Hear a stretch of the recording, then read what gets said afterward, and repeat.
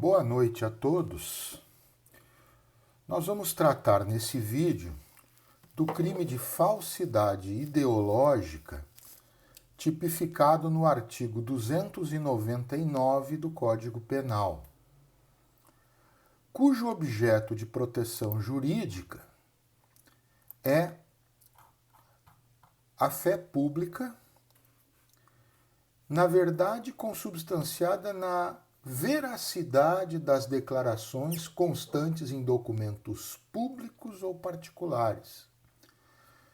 Porque o crime de falsidade ideológica, diferentemente dos crimes de falsificação de documento público e falsificação de documento particular, que são tipificados no artigo 297 e 298 do Código Penal, o crime de falsidade ideológica ele pressupõe uma falsificação de conteúdo. Quando nós falamos falsidade ideológica, estamos falando em falsidade da ideia, do conteúdo que aquele documento registra. Do ponto de vista material, o documento é até verdadeiro, mas o conteúdo, a ideia que nele está consignada, essa ideia não corresponde, esse conteúdo não corresponde à realidade. Por isso que a gente fala em falsidade ideológica. O que se procura proteger com esse crime, como eu disse, é a fé pública, a credibilidade que documentos públicos e privados materialmente verdadeiros têm que ter, precisam ter em relação ao seu conteúdo. A falsidade ideológica, ela pressupõe três formas de ser praticada. A primeira forma é a forma omissiva, pelo núcleo, contida no núcleo omitir em documento público ou particular declaração que nele deveria constar. Então essa primeira forma, ela envolve aquela situação na qual o agente precisa consignar no documento público ou no documento particular alguma coisa que ali deva constar e ele simplesmente omite essa declaração, ele omite esse elemento que ali deveria obrigatoriamente estar. Então, quando nós falamos na forma omissiva do delito, falamos omitir no documento público ou no documento particular alguma coisa que necessariamente nele deveria constar. Claro que associado a isso, depois nós temos a questão do dolo específico, com o propósito de prejudicar direito, de criar obrigação ou de alterar a verdade sobre um fato juridicamente relevante. Mas essa questão do dolo específico eu vou falar um pouquinho mais à frente, quando eu tratar da questão da tipicidade subjetiva inerente ao crime de falsidade ideológica. Por enquanto, a forma omissiva, omitir no documento público ou privado alguma declaração, algum elemento que nele deveria constar. Essa é a primeira forma pela qual o artigo 299 contempla a possibilidade de falsidade ideológica, a forma omissiva do crime. Depois nós vamos ter duas formas comissivas do crime. Inserir em documento público ou privado declaração falsa ou diversa da que deveria constar. Inserir significa a inserção pelo próprio agente, pelo próprio autor da falsidade ideológica. Então, quando ele próprio, no documento público ou particular, insere algo falso, uma declaração falsa, ou uma declaração diversa daquela que deveria constar. Mas além de ele próprio inserir, o tipo penal também contempla a possibilidade de quem faz inserir, ou seja, quem leva uma terceira pessoa a fazer a inserção, também no documento público ou privado, de declaração falsa ou de declaração diferente daquela que deveria constar. Então aqui nós temos duas formas comissivas do delito.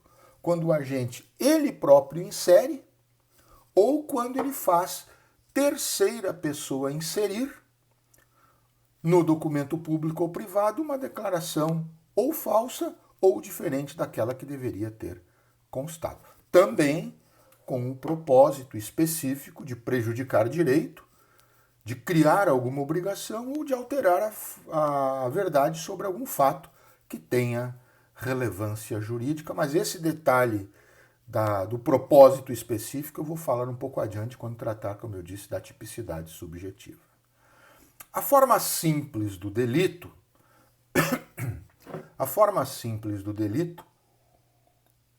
pelo que se observa daquela ordem estabelecida no preceito penal secundário, ela vai se consubstanciar a partir da falsidade ideológica em documento público, porque é a primeira que aparece no preceito penal secundário.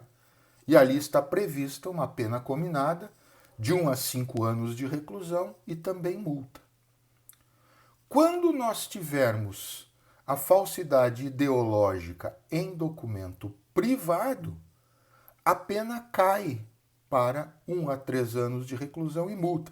Então nós podemos identificar ali uma forma mitigada do delito. A forma simples, como sendo a falsidade ideológica em documento público, e a forma mitigada, com pena de 1 a 5 anos de reclusão e multa, e a forma mitigada do delito, a falsidade ideológica em documento particular, com pena cominada de 1 a 3 anos também com multa. Essas são as formas do delito que nós vamos extrair a partir da conjugação do seu caput com o preceito penal secundário que aparece ao caput atrelado.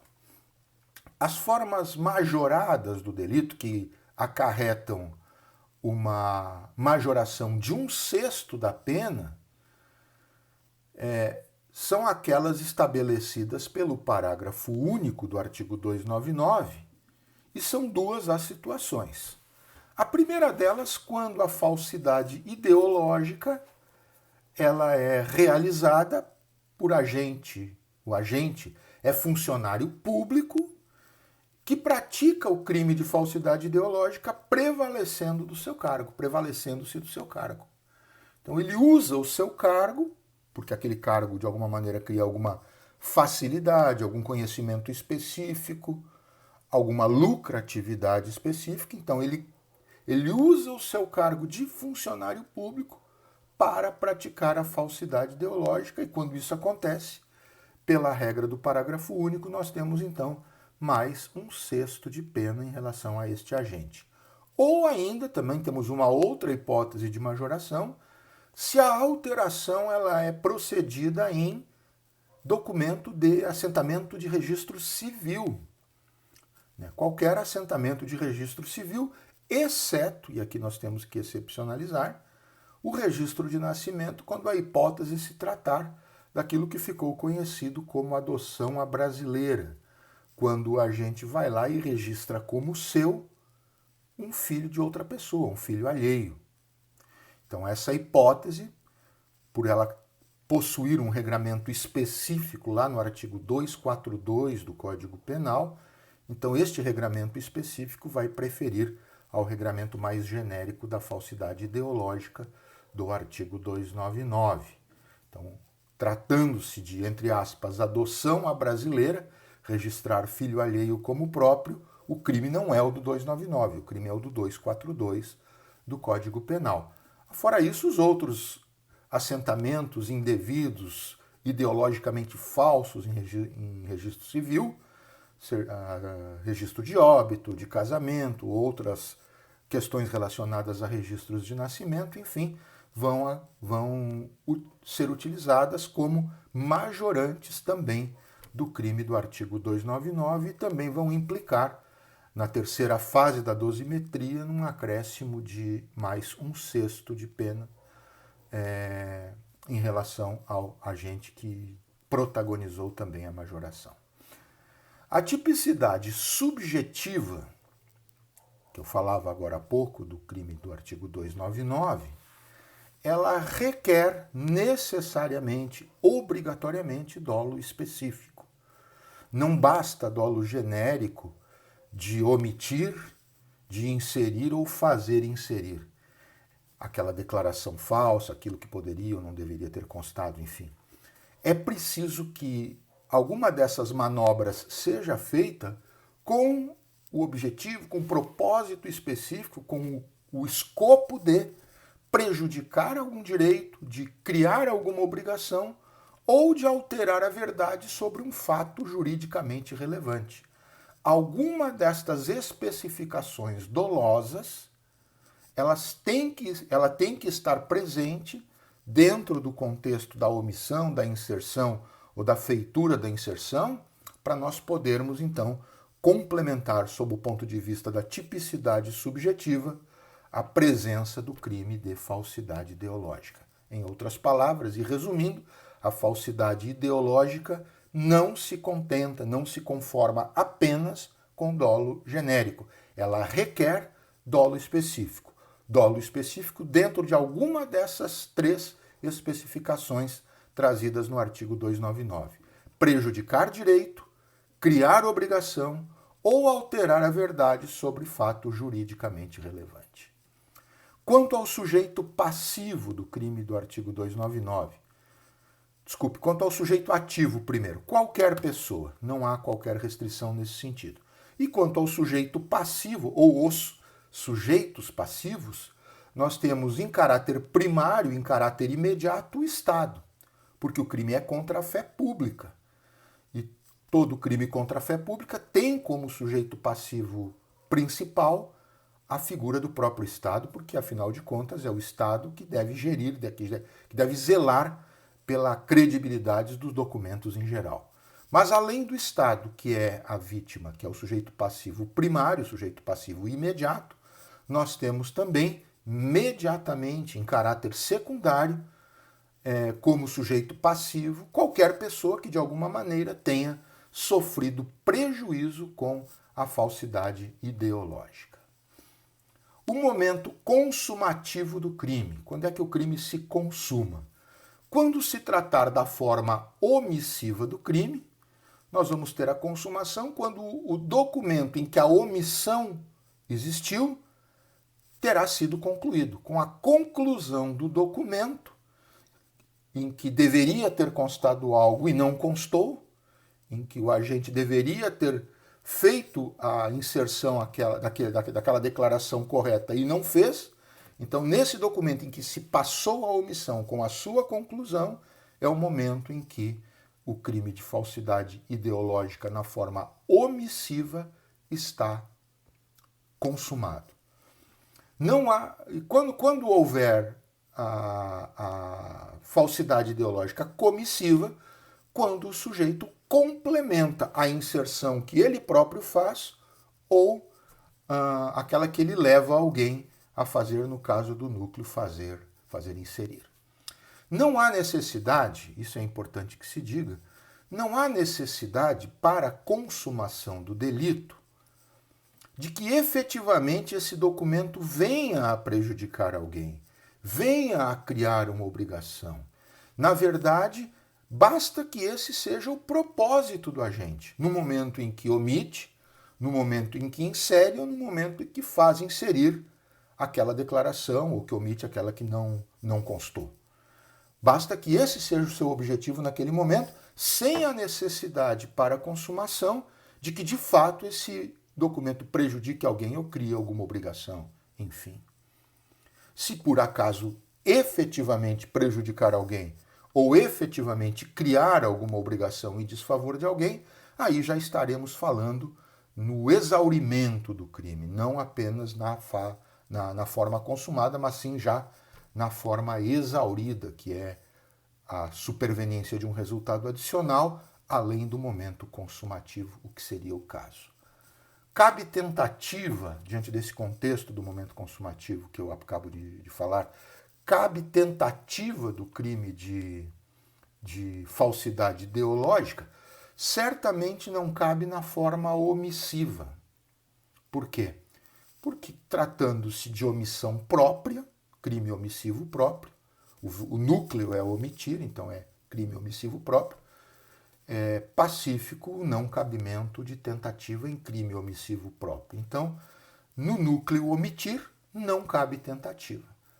Quando se trata do núcleo inserir, que é o primeiro dos núcleos comissivos, A jurisprudência, a doutrina até admitem, mas na verdade, se a gente parar para pensar, mesmo no núcleo inserir, acaba sendo na prática um pouco mais difícil, um pouco difícil de nós pensarmos em tentativa, porque teríamos que flagrar, que obstar o sujeito fazendo aquela inserção no momento em que ele está inserindo e que ainda não concluiu o documento, né? Então nós teríamos que pegar o sujeito fazendo a inserção, quando ele já começou a fazer essa inserção, mas ainda não concluiu o documento. Normalmente são crimes que acontecem às escondidas, longe de olhos curiosos, então é praticamente impossível, do ponto de vista do fato concreto, na prática, a gente se deparar com uma situação em que flagremos o sujeito, ele próprio, inserindo aquela declaração falsa ou diferente daquela que deveria ter constado. Mas, em tese, admite-se a tentativa no núcleo inserir, porque é um núcleo comissivo, e um núcleo comissivo que em termos de possibilidade, mesmo que rara, ainda é viável de se pensar na possibilidade. No núcleo fazer inserir, que também é admitida a tentativa, talvez na prática seja um pouco mais factível, né? Porque talvez possamos imaginar a hipótese do agente que tenta induzir alguém a fazer a inserção, né? Leva alguém a iniciar uma inserção e essa pessoa, digamos assim, lá em meio à inserção, se dá por conta de que aquilo não é verídico, que aquilo não é autêntico, ou que é diverso do que deveria constar, e aí se nega a fazer a inserção, ou se nega a continuar fazendo a inserção, e aí numa situação como essa nós poderíamos concluir que o agente ele deu início à execução do fazer inserir, mas por uma circunstância alheia à sua vontade, que foi a negativa da terceira pessoa, ele acaba não conseguindo alcançar o resultado pretendido, enquadrando-se daí lá no conceito do artigo 2º, inciso 2 do Código Penal. Então, resumindo a questão da tentativa, não cabe no núcleo omitir, por ser omissivo o núcleo, gerando um crime omissivo próprio. É possível no inserir, embora pouco provável no fato concreto, e também é possível no fazer inserir, talvez numa situação um pouco mais concretamente viável do que o núcleo puramente inserir. O crime de falsidade ideológica, a rigor, ele, por ser uma falsidade de conteúdo, o documento ele é materialmente verdadeiro, conforme nós mencionamos no início desse vídeo. Então, só o que é falso é o conteúdo do documento, né? O documento ele não retrata uma realidade efetiva, ou pelo menos uma realidade de como ela deveria constar nesse documento. Então, a rigor, não há necessidade de constituição de prova de materialidade, porque o documento ele é materialmente verdadeiro. E a questão da não autenticidade do conteúdo, ela pode ser também suplementada por outros tipos de prova, por outros documentos que confrontem aquele documento ideologicamente falsificado, com prova do testemunhal, enfim, com todos os demais meios de prova em direito permitido. Até pode, evidentemente, ser feito algum tipo de perícia e se constatar por algum motivo de caráter pericial técnico a ideia de que ali tem algo que não corresponde à verdade. Mas a ideia daí não seria necessariamente uma perícia no documento em si, mas em algo que pudesse confrontar o documento, desmentindo o seu conteúdo. E por fim, para finalizar, a ação penal no crime de falsidade ideológica ela é sempre pública incondicionada. Havendo prova do crime, havendo indícios suficientes da autoria, portanto justa causa, o Ministério Público pode deflagrar a ação penal oferecendo a denúncia perante o juízo competente.